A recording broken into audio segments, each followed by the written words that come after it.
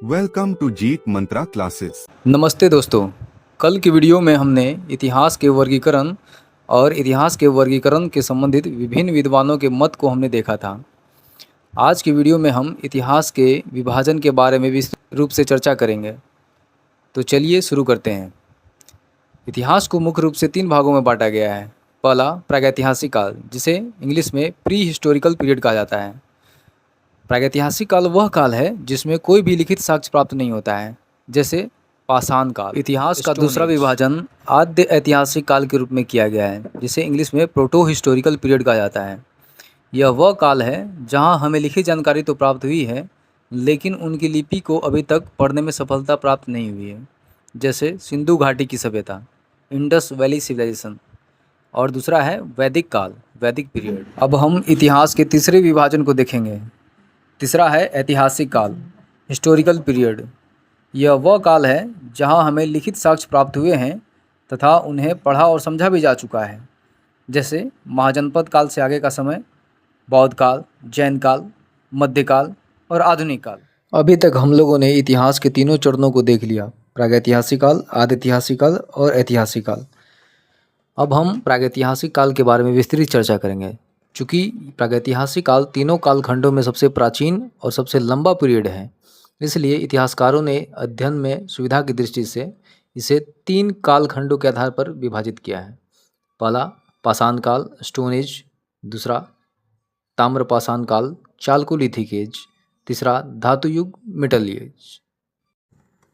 चूँकि प्रागैतिहासिक काल में किसी भी प्रकार के लिपि की आविष्कार नहीं हुई थी, इस समय के लोग पढ़ना लिखना नहीं जानते थे, इसलिए इनके द्वारा प्रयोग किए गए औजारों के आधार पर अब हम पाषाण काल के बारे में विस्तृत रूप से अध्ययन करेंगे।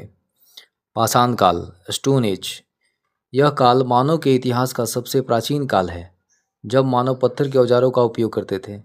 यह काल लगभग 20 लाख ईसा पूर्व से लेकर 10,000 ईसा पूर्व तक माना जाता है। अब हम इसके प्रमुख विशेषताओं को देखेंगे। इस समय के लोग पत्थर के औजार का इस्तेमाल करते थे। वे पत्थर से औजार बनाकर शिकार करना, मछली पकड़ना आदि कार्य किया करते थे। ताम्रपाषाण काल, चालकोलिथिक एज। यह काल पाषाण काल और धातु युग के बीच का संक्रमण का काल है। इसमें तांबे के साथ साथ पत्थर के औजारों का भी उपयोग किया जाता था। यह काल लगभग 3000 ईसा पूर्व से 1500 ईसा पूर्व तक माना जाता है। आइए अब इसके हम प्रमुख विशेषताओं पर एक नज़र डालें। तांबे के औजारों और हथियारों का प्रयोग प्रारंभ हुआ।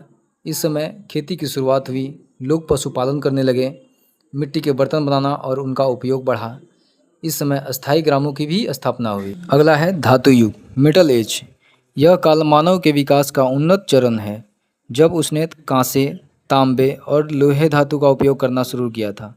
यह काल लगभग 1500 ईसा पूर्व से आगे का समय है। आइए अब इसके प्रमुख विशेषताओं को देखें। इस समय तांबा, कांसा और लोहा के औजार का प्रयोग होना शुरू हुआ। कृषि, व्यापार और उद्योग का विकास हुआ। नगरों का निर्माण और सभ्यताओं का उदय हुआ।